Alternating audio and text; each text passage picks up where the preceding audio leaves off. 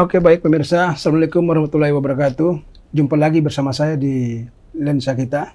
Dan sore hari ini kami telah kedatangan tamu dari pengurus Yayasan Wakaf Quran Provinsi Maluku Utara.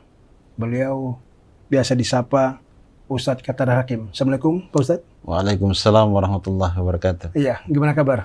Alhamdulillah sehat. Iya, Ustadz. Ya. Ini saya pernah melihat aktivitas Anda di beberapa artikel itu dan sangat luar biasa. Kegiatan sosial keagamaan, khususnya di bidang tahfiz Quran ya. Ya. Itu bisa cerita bagaimana Ya. Anda mendirikan yayasan ini? Ya. Sebenarnya bismillahirrahmanirrahim. Assalamualaikum warahmatullahi wabarakatuh. Waalaikumsalam. Allahumma salli ala sayyidina Muhammad wa ala ali Muhammad. Alhamdulillah. Ini memang tidak disangka-sangka ya. Jadi awal mula sampai berdirinya yayasan saya namakan Relawan Wakaf Al-Quran karena memang ini adalah kegiatan yang berjalan secara spontan.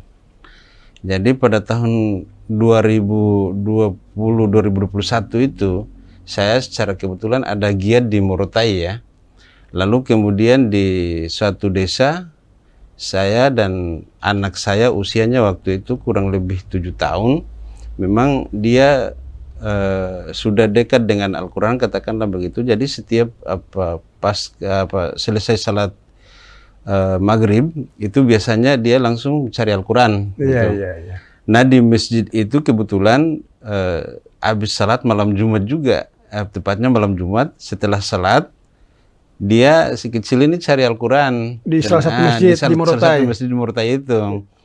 Nah Al-Quran itu kemudian masjidnya besar Pak. Iya, iya. Tapi kemudian tidak ada Al-Quran di sana. Satu pun tidak ada. Ada, jadi awalnya tidak ditemukan itu. Terus dia bilang ke saya, Papa tidak ada Al-Quran. Loh, pikir saya masjid besar ini tidak ada Al-Quran gitu. Lah saya bantu cari itu Al-Quran. Iya. Mungkin diletakkan di lemari atau tempat di mana. Dan ternyata ada ditemukan 2, tapi itu sampulnya sudah sobek, Iya, kemudian itu musafnya sudah rusak. Iya. Nah kita bertahan dengan itu. Padahal biasanya kalau normatifnya biasanya kalau masjid itu kan mudah, Al-Qurannya mudah. Iya, mau dicari kan mudah. Ya, apalagi di kota-kota kan, misalnya di kota Ternate ini full semua bantuan Al-Quran itu bahkan dengan bertahun-tahun itu sampulnya itu belum disobek. Iya, artinya disobek belum tersobek karena tanahnya belum pernah disentuh. Belum dipakai dan overload di Ternate begitu. Nah dari situ ternyata memang bukan tidak ada Al-Quran di situ, tapi di samping masjid itu ada TPQ, memang Al-Qurannya ditaruh dititip di TPQ itu. Dari situ kemudian saya pulang ke rumah, saya berpikir masih di situ, saya pikir kok tidak ada Al-Quran gitu. Lalu kemudian besoknya hari Jumat itu ada pengumuman di masjid itu, ada pengurus BKM yang menyampaikan bahwa di Morotai itu angka mutasi agama, pindah agama itu. Iya. Itu khususnya dari, mohon maaf, muslim ke agama non-muslim. Iya. Itu angkanya di atas 100 loh, Pak. Lumayan tinggi lah. Iya, lumayan tinggi. Lalu kemudian saya berpikir ini ada hubungannya. Gitu. Iya. Lalu kemudian saya mencoba untuk sampai ke bawah mimpi, Pak. Jadi malamnya itu saya bermimpi ada yang kemudian memberitahu saya tentang sebuah hadis yang Rasulullah sampaikan bahwa aku titipkan 2 perkara kepada umatku. Ya. Itu. Yang terakhir kalau pegang, katakanlah tidak sesat, jalan lurus. Dan keduanya itu adalah kitabullah wa sunnatur rasul. Iya, wa sunnah Rasulullah. Ya, lalu kemudian saya berpikir ini ada yang nyambung ini, ada benang merahnya antara kelangkaan kitab suci lalu kemudian dengan tingginya angka itu. Iya, hanya terbawa di mimpi. Terbawa di mimpi. Begitu sampai ke Ternate, saya 10 hari di sana, kemudian sampai ke Ternate, saya bilang ke teman-teman, kalau ada Al-Quran yang lebih di rumah, kumpul-kumpul dan saya kirim di Morotai. Berarti itu awal ya? Itu awalnya, pertamanya di situ. Pertama karena bertemu dengan kondisi di Morotai kemarin itu. Lalu kemudian saya masih ingat di tahun November 2021 itu, saya kirim 37 Al-Quran ke masjid itu. Iya, iya. Ya, saya setelah kirim, bukan iseng tapi saya posting ke Facebook gitu. Saya posting ke Facebook, lalu ada yang merespon, banyak komentar yang masuk bahwa di kita lagi gitu. Oh, keterpanggilan. Keterpanggilan orang bilang, maksudnya di masjid kita ada lagi yang butuh gini. Kemudian di TPQ juga ada yang butuh begini. Di samping ada yang minta, ada juga yang mau menyumbang. Iya. Padahal gitu. belum terpikirkan ke situ ya. Belum pernah kepikiran bahwa nanti akan jadi seperti ini. Nah, pas dipublis di media sosial, baru ternyata banyak juga yang ingin berkontribusi terhadap itu. Lalu kemudian saya bilang, saya bukan yayasan, saya bukan organisasi, ini saya bergerak sendiri nih. Iya, individu. Kalau Bapak yakin atau saudara-saudara yakin percaya dengan saya, silakan, ini nomor rekening saya. Dan itu nomor rekening pribadi saya itu terpakai sampai sekarang. Sampai sekarang. Sebelum kita mendirikan ini yayasan itu, sampai sekarang pun ada yang masih transfer di nomor rekening pribadi saya. Gitu. Jadi ini luar biasa gerakannya, tidak disangka-sangka dan ternyata efeknya seperti yang kita lihat saat ini. Terus ceritanya langsung bikin yayasan gimana tuh?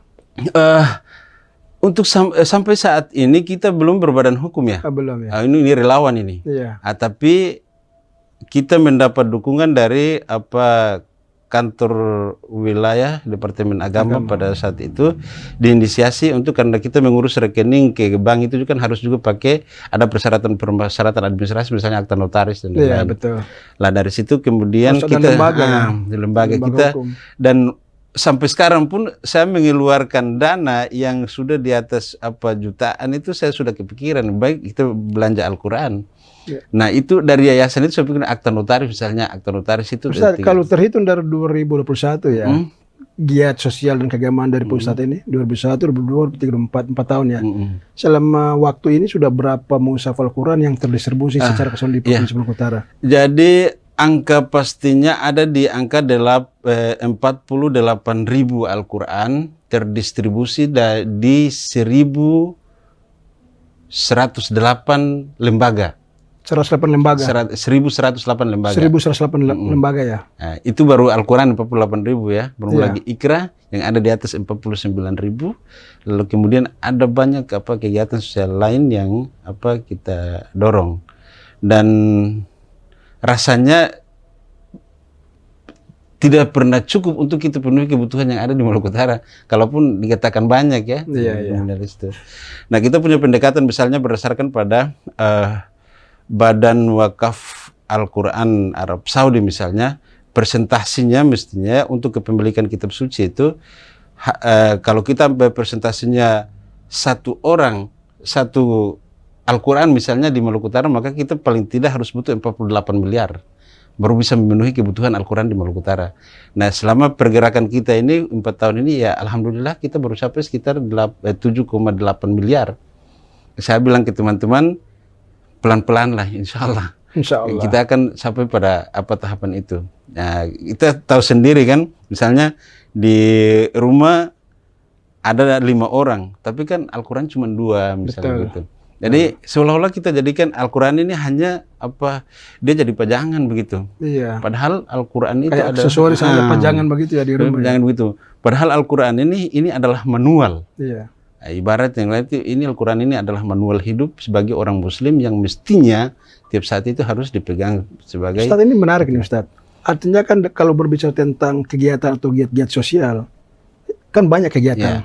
Bukan cuma berfokus kepada kegiatan distribusi Al-Quran. Kenapa bidang ini atau lingkungan Al-Quran ini menjadi sasaran utama dari Pak Ustadz? Pertama yang selain yang asbab yang tadi saya ceritakan dari awal tadi, yang kedua bahwa pendidikan agama di Maluku Utara khususnya di pelosok itu memang sangat memprihatinkan. Sekarang apalagi sudah ada distorsi waktu tentang pendidikan agama di sekolah. Harapan kita satu-satunya itu ada di TPQ. Sedangkan tempat pengajian Al-Quran itu tidak mendapat bantuan dari stakeholder terkait. Iya. Dalam hal ini pemerintah. Dalam hal ini pemerintah. Sehingga ada juga yang berdekatan dengan kantor pemerintah, taruhlah misalnya KUA di kecamatan TPQ yang berbatasan dengan KUA. Proposal yang diajukan ke KUA itu bahkan dengan bertahun-tahun tapi tidak ada proposal. Artinya kalau kita tunggu dengan perhatian dan realisasi pemerintah tidak akan tercukupi tentang kebutuhan itu. Nah, oleh karena itu kemudian kita hadir sebagai solusi. Kita hadir sebagai solusi bahwa kalau mau butuh Al-Quran bersama kita pasti. Saya tidak memberikan jaminan, tapi 99% insya Allah akan kita usahakan untuk mendapatkan Al-Quran yang berkualitas. Caranya bagaimana nanti kalau misalnya ada yang nonton dan mereka butuh misalnya berhubungan atau berkomunikasi dengan relawan wakaf Quran, itu gimana caranya? Bisa melalui di medsos kita silakan. Apalagi kalau di artikel dan berita-berita banyaknya, cukup ketik saja relawan wakaf Al-Quran Maluku Utara, nanti di situ akan muncul informasi-informasi tentang itu. Di media sosial misalnya ada Instagram, ada Facebook, ketik saja relawan person wakaf ada juga. Al-Quran. Kontak person ada. Untuk person nanti hubungi di mana? Hubungi silakan di kabupaten kota itu 10 kabupaten kota ada relawan semua. Iya. Jadi tapi kadang-kala juga mereka juga kan kurang mengetahui di mana.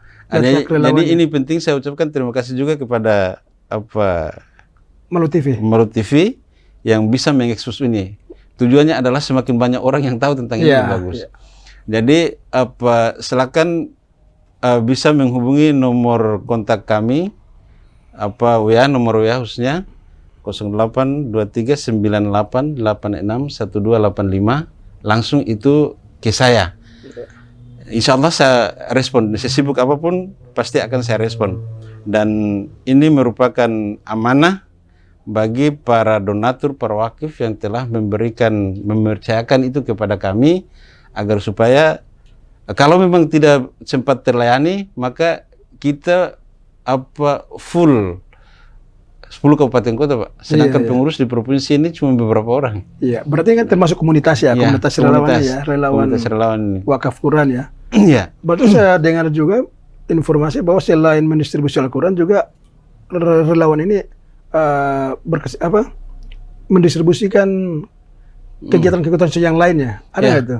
Ada. Jadi selain Al-Quran kita juga kadang saya berpikir begini, mau fokus di Al-Quran juga tidak bisa. Iya, kan harus ada, kita harus faktor juga dengan ekonomi kan gitu.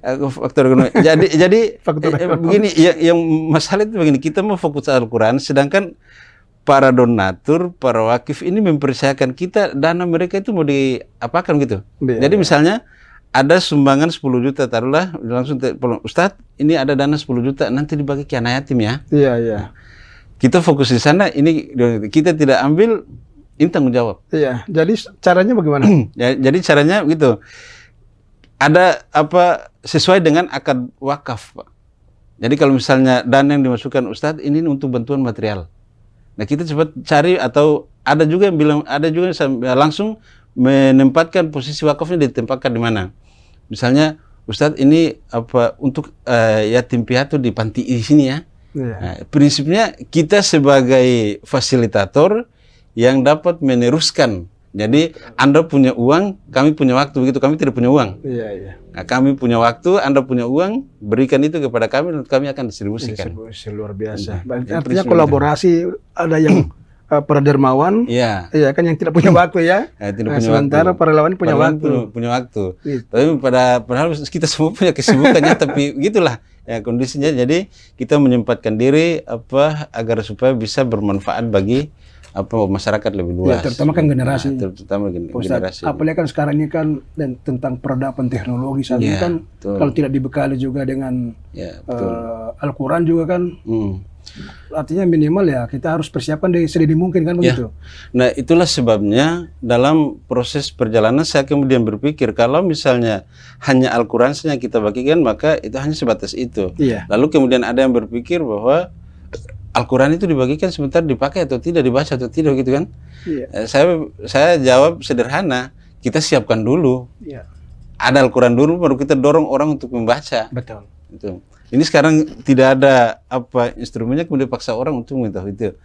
Lalu yang kemudian untuk jangka panjang, saya dan teman-teman dan para pembina yang lain kemudian mendirikan satu yayasan. Yayasan itu namanya Al-Markas Ta'alimul Quran, yang dan sekarang programnya adalah mendirikan sebuah pesantren tahfiz Quran yang di dalamnya nanti akan dipadukan dengan kurikulum yang basicnya adalah kewirausahaan di bidang syariah. Jadi ke depan insya Allah mudah-mudahan, dan sekarang dalam proses pembangunan gedung utamanya di Morotai ya. Sekarang sejauh ini jumlah relawan berapa yang membantu Pak Ustadz? Untuk 10 kabupaten kota yang sekarang aktif itu di atas 230 orang lebih. Terdistribusi di 10 kabupaten kota. 10 kabupaten kota. Ini 10 kabupaten. Jadi yang masif pergerakannya untuk 10 kabupaten kota itu Halmahera Barat, Pulau Morotai, Kota Tidore, lalu Halmahera Utara. Itu dalam pergerakannya. Jadi tergantung kalau misalnya di kabupaten mana yang punya akselerasi untuk memberikan itu lebih banyak, maka kita fokus ke situ. Sejauh ini daerah mana atau kabupaten mana yang paling banyak membutuhkan Al-Quran? Yang sekarang ini untuk di data itu ada di Kota Tidore Kepulauan. Kota Tidore Kepulauan itu terbanyak. Dia di atas 13.000 Al-Quran itu terdistribusi terbanyak itu di situ. Ustadz, ini mungkin terakhir nih, Ustadz. Ada enggak sejauh ini bekal atau stok Al-Quran yang ada di relawan itu habis, sementara jumlah peminat atau kebutuhan di daerah itu meningkat? Pernah nggak betul? Pernah alami? Pernah. Justru sekarang saya lagi sibuk-sibuknya mencari para donatur untuk mendapatkan ongkir Al-Quran 300 Al-Quran dari Yayasan Penghafal Al-Quran Jakarta. Jadi kita kerjasama. Yayasan ini punya tugas mensuplai kita dalam 1 bulannya itu kurang lebih ada 300 sampai 700 setiap bulan, Pak. Nah, kita cuma ambil ongkirnya. Nah, ongkirnya dihitung yang terbaru ini, sementara saya masih komunikasi dengan para donatur, itu kurang lebih 2,7 juta ongkirnya. Itu kalau kita belanja di Ternate itu di atas 38 juta, Pak. Iya. Ukuran itu. Oke, Pak Ustadz, terima kasih sudah hadir di acara luar biasa. Terima kasih juga. TV. Sayang sekali waktu kita terbatas. Insya Allah ke depan nanti kita lanjut lagi. Oke, pemirsa, demikianlah diskusi kami dengan Pak Ustadz Qatada Hakim, Ketua Relawan Wakaf Quran Provinsi Maluku Utara. Semoga apa yang beliau sampaikan, dan bagi calon donatur yang memiliki modal yang cukup, kalau ingin berpartisipasi di kegiatan para relawan Wakaf Quran, hubungi di nomor yang tadi yang beliau sampaikan. Terima kasih. Assalamualaikum warahmatullahi wabarakatuh. Waalaikumsalam warahmatullahi wabarakatuh.